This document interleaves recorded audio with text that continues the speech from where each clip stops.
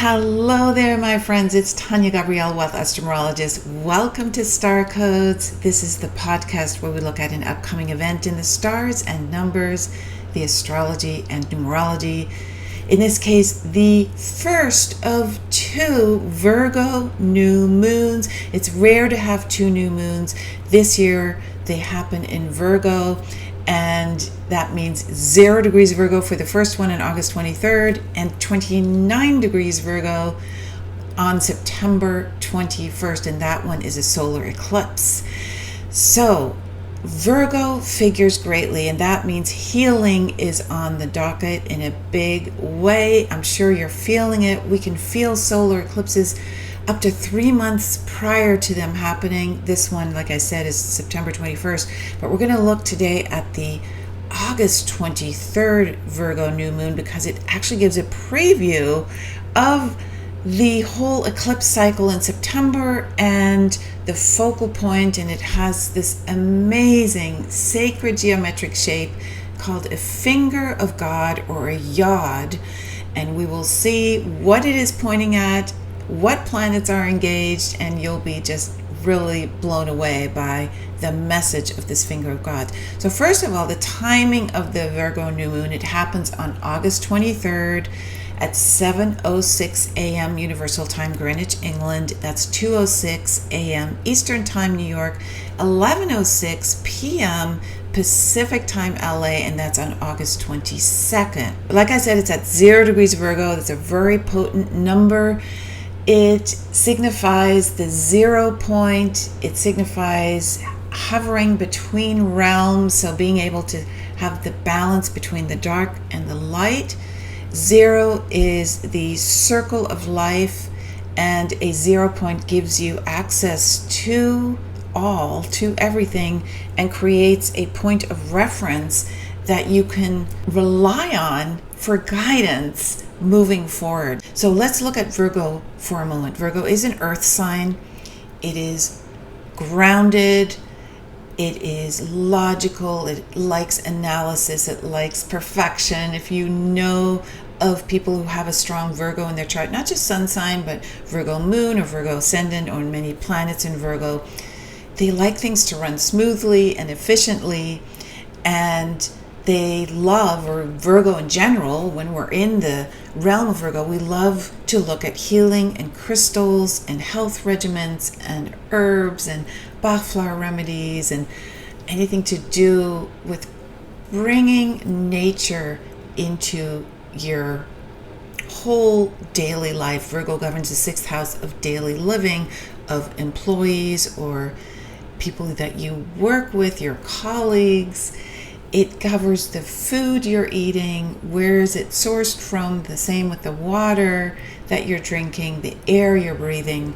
And Virgo loves self-growth. It is all about being of service to others and mastering self-awareness by following the calling within that allows you to be the source of guidance to others, as well as welcoming journeys of self-discoveries and helping others with those journeys. So Virgo encapsulates, it cleanses, it clears your headspace. It is ruled by Mercury. So in this case, your headspace is cleared, your environment is cleared. So feng shui is governed as well in this realm. It helps you plan and organize, be conscientious and practical. It governs physical exercise in many ways because it is connected to health and health habits. And of course, Virgo is the healer. It is helpful, and it allows you to focus on anything to do with analysis. Now, the shadow side of Virgo is to be a perfectionist to the point where criticism comes in, being self-critical or critical of others, blaming or judgment, being a workaholic, worrying. So what you want to look at in terms of the perfection that Virgo, the Virgin, is seeking is that everything is pure. So purity is connected to the sign of Virgo. It brings order out of chaos. So this Virgo new moon creates this gorgeous finger of God between Pluto, the Saturn-Neptune conjunction in Aries, Pluto in Aquarius, and they're creating a 150-degree pointer to the pointer is to the sun and moon in Virgo. This is incredible because usually it's not necessarily the full moon or new moon that's being pointed to. In this case it is. So Virgo is so much in the picture. And remember that second of two eclipses is also in Virgo. So we really need to look at the health healing axis. The first eclipse is in Pisces. That is also a sign connected to cleansing and healing and spiritual understanding and surrender. So a finger of God creates tremendous focused energy in one direction. And in this case, it is to the 0 degrees new moon, indicating potent energy is being honed in on all things Virgo. And since Saturn, Neptune, and Pluto are the slow-moving planets that are pointing, remember Saturn and Neptune are at the very beginning of Aries, the beginning of the zodiac. Pluto just recently entered Aquarius for 20 years. They're all in retrograde. So there's an internalization of energy, which is how all true healing really happens, is when we go within in terms of the transformation and changes and understanding that we uncover or recover in this instance too, because of the retrograde. So you're recovering wisdom that's within you already. So you're driving those changes from within. It is you. It is not external events. And so you really want to focus on spiritual matters. That's also super important because Neptune is part of the axis of the finger of God. And with Pluto, everything gets more intense and you're bringing up truths from within that maybe you didn't want to see previously, but now truly are acceptable to be looked at, meaning it's easier to see the truth, allow it to melt away, to flush away, to clear, because you're channeling everything that you need from deeply within your soul. You're connecting to spirit. The 0 degrees, again, it is 0 is the number that brings divine protection in numerology. So there is this huge connection to the divine, to God, where you're channeling what is truly necessary in the moment, which Virgo also is very aligned to. Now, speaking of in the moment and timing, Saturn is the other planet that is conjunct Neptune and moving us into a sense of destiny and timing, like the time is now, like you have no choice. This is your destiny. This is what was written in the code, in the book of your life. And that timing feels especially strong right now. Remember that Saturn is conjunct Neptune. Neptune is connected to the galactic realms. It covers the universes. It covers the galaxy. And Saturn comes in, Chronos, and says, okay, it's time for you to connect with that greater good for all and see the world from a perspective of responsibility to the collective. So I talk a lot about these topics about 3 times a week in my free newsletters. If you want to dive deeper, just go to my website, taniagabrielle.com, and sign up at the top of the website to my free e-newsletter for forecasts and tips throughout the week.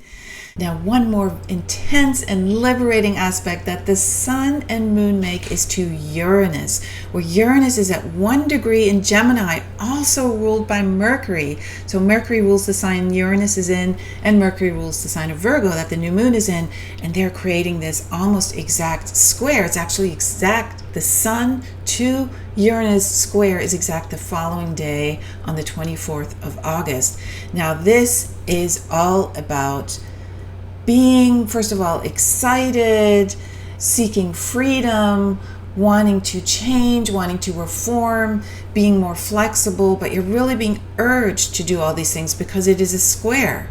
So you want to guard against radical shifts or unexpected reactions. You want to express yourself with a lot of freedom, but if you feel you're being rebellious or have this need to be impulsive, then be very proactive with how you're creating positive changes in your life instead of being emotionally reactive. So if you feel restless, get to the bottom of the reason and be open to a new way. And remember, this is a new moon and you are forging the path to being free and liberated, and this sense of the warrior energy as well. Mars is very activated during this new moon. So we have a forward momentum, new energy, new path to walk down and to really embrace it. And this square to Uranus in Gemini is activating, yes, ideas on how to do this. Now, in this new moon, Mercury sextiles Mars, and Mercury is the ruler of Virgo, so this is very important. Mercury is still in Leo. It's just stationed direct on August 11th.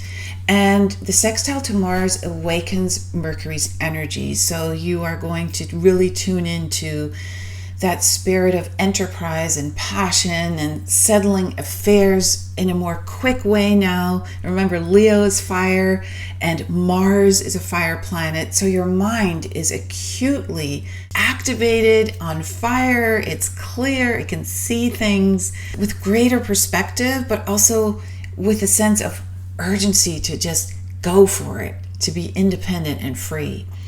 Venus is trine to Saturn, which is wonderful for cementing relationships. It's strongly security oriented now. It's very practical about financial flow, and you can receive often when Venus is in a harmonious sextile or a trine to Saturn, harvest from past efforts that you put out there. So you can reap what you have sown. Venus actually has a lot of transits during this new moon. It's also square to Chiron. It's opposite to Pluto, which impacts intimate relationships. It ignites your passions around healthy relationships, pleasurable relationships. And also, if you have a fear or a blind spot regarding financial flow, Venus opposite Pluto helps you to see that. It brings it to the surface so that you can hone in on what that blind spot is, what that shadow side is, and release it. And in that sense of balance, reactivate your connection to the frequency of abundance. Now, Mars is also square to Jupiter, so not only sextile to the ruling planet of the new moon of Virgo, but Mars is also square to Jupiter. And this will give you a ton of energy. It'll give you a strong desire to make those positive decisions and transactions in a place of joy. Remember that this square is about action, and Jupiter is a benefic of joy, fortune, expansion, gratitude, generosity, so much abundant energy. So the only thing to guard against with the square is to be impulsive. So you want to really moderate your energy resources so you don't run out of steam. So use your energy wisely. Don't burn the candle at both ends, but you're going to feel so energized and so courageous about moving forward with Jupiterian themes and Mercury themes, with Mars engaged with both of those planets, which means that you are very, very open to explore new locations in the world to live and travel in. Now, this is a prime time for you to discover astrocartography, which is the overlay of your astrology map onto the world map. And I have a free masterclass for you, positivelocations.com. This is the perfect time to dive into astrocartography, the secret power of place, the 5 critical components that make up your astrocartography profile. We have numerous celebrity astrocartography examples, and a common mistake that people make when they look up their astrocartography online, what you're not seeing, which is super important when you're making decisions about travel and moving. And we look at the relocated chart as well. All is free, instant access at positivelocations.com. Now I want to end this forecast on the Virgo New Moon with a geodetic mapping of the 4 Virgo New Moon lines as they are situated right at the Virgo New Moon across the world. So let's dive in. So here is the first of 4 new moon lines. Remember, we have 4 different lines in geodetic astrology. We cover the 4 angles in astrology, which are the ascendant, the midheaven, the descendant, and the imum churli. Those 4 angles are like north, south, east, west. And the new moon lines, or any line in astrocartography or geodetic astrology, are therefore represented 4 times on the earth. So this is the descendant line. Here you can see the sun and moon right there. This, I think it's like a brownish line, and you can see it crosses Saskatchewan, Manitoba in Canada, Montana and the Dakotas, Wyoming. You can see here the 4 corners are all covered. There is Colorado, Utah, New Mexico, and Arizona, and then it dips down into far western Mexico and Baja California. So this line affects all of these areas. It then dips down into the Pacific Ocean. But what you'll notice is you'll focus on relationships, communication, connection with others in terms of health, healing, your colleagues, work, and bringing that into a place of balance, the 0 degree balance. And then we move to the next line. This line actually is only in the North and South Atlantic. You can see here going up all the way here, so it doesn't impact any population areas. And this is the IC line, so that's the 4th house line, so we will not be looking at that. So now we're going to focus on the next line, which is right here. This is the ascendant line. This is a very important line. This is the new beginnings line, and new moon already is all about new beginnings. This is very important. This goes right west of Moscow. There's Moscow, and there's St. Petersburg. And so Russia is very much impacted with new beginnings in, with colleagues, with health, healing, and we go down, and there's a lot of meticulousness, of course, with Virgo as well. Then we move down, and we can see that this line, again, is this gold line. I'm going to hone in on a little more so you can see it here. So it's moving just west, or east, I should say, of Tehran. So Iran may come into the news in this eclipse period, like starting in the end of August and then moving into September. So this is really interesting to see that. And then we have the UAE, Dubai, Oman, which are also covered here. And then it dips into the ocean right there. So it doesn't cover any more land. And then the final of the lines happens. This is the midheaven line. Again, super important. The midheaven and ascendant lines are the most important in astrocartography. We just saw the ascendant. Now we're looking at the midheaven. This is all about career. This covers northern Russia, so all the way on the east. So let's go a little bit further out. You can see here the line right there. And then it dips south. We'll go up, hone in again. It dips south. There it is right here, the gold brown line. And it goes through very close to the area where we had the earthquakes in the Kamchatka Peninsula, which was over here.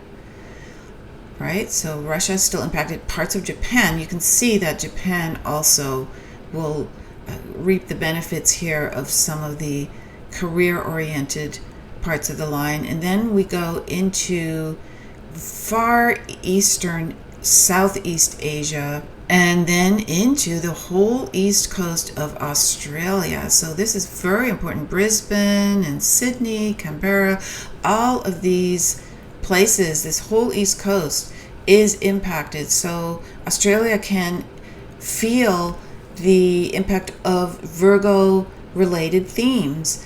Again, this is all about health, healing, but also your work colleagues. This is the midheaven line, so it's about career. It's about your public standing in the world. So there you have it. Next, we're going to look at eclipse lines, which are so powerful. They will impact us for a long time. Also, I'm going to look at Saturn and Neptune at the beginning of Aries. That will impact hurricane season on the geodetic maps. And there's so much that we're going to explore. So stay tuned for that. And remember to have fun with that free masterclass at positivelocations.com. You're really going to love it. Astrocartography, the power of fortunate places. So have a beautiful week, and I'll see you in our next video. Lots of love.